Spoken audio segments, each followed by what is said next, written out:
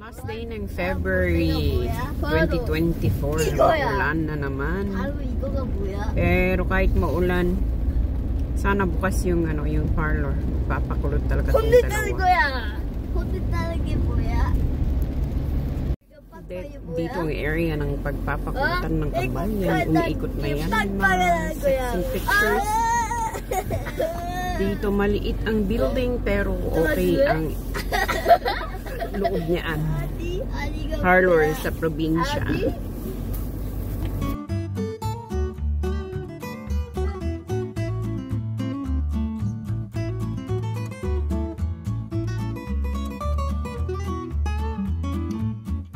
아니야. 아빠한테 말을 해야 돼. 파마했다고 했어. 얼른. 얼른. 그래, 아빠. 그래, 이따 아빠 오면. 아니야. 야.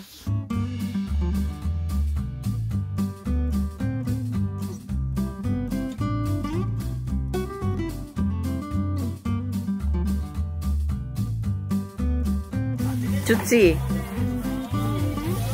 좋아.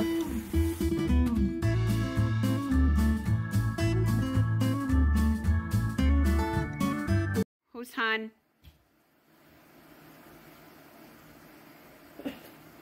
Who's Jun?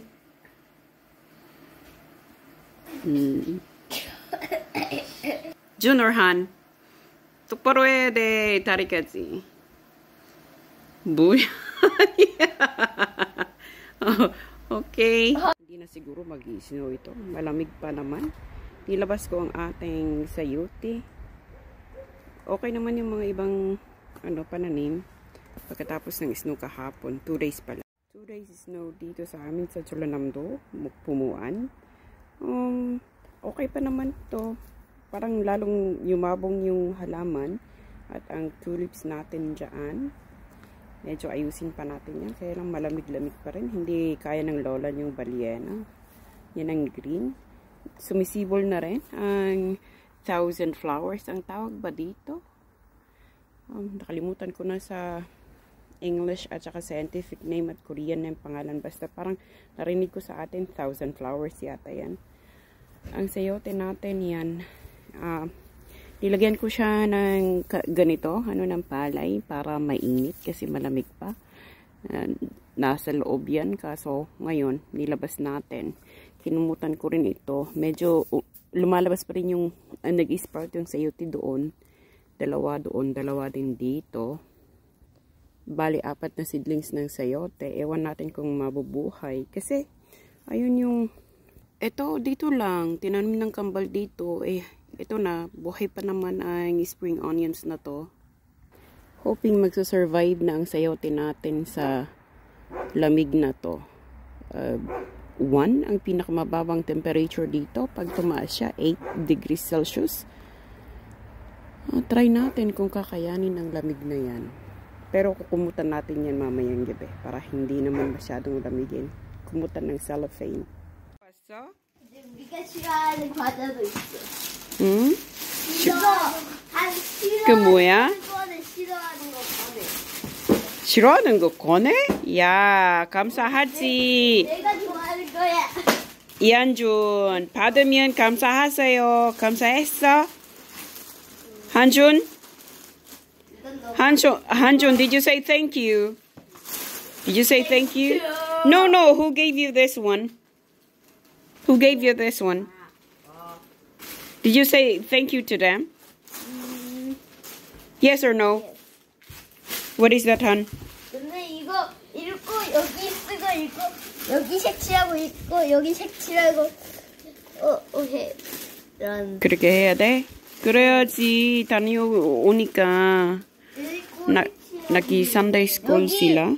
May nauwi sila. 하나님의 말씀 매일매일 읽고 색칠하세요. 친구들 사랑해요. 하트 하트 하트.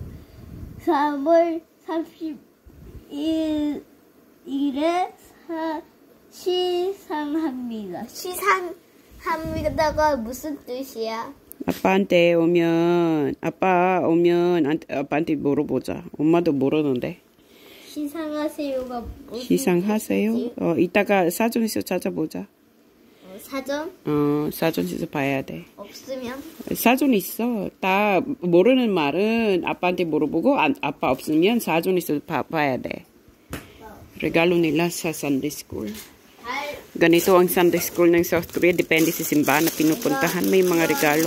Ang daming pagkain. Lalo na sa mga bata. Ang bahay ko pa maglilinis sana ako. Dating kaagad sila. Tinatapon niya doon sa may laundry basket. Makalat ang bahay pa katatapos ng shopping natin kanina. Ang nakuha natin, ito ang inner shoes sa school. Pag nag-aaral dito, kailangan ng inner shoes. At saka crayons na binili namin. Namili sila. Gusto nilang maraming crayons. Ilang kulay ito? 36 colors.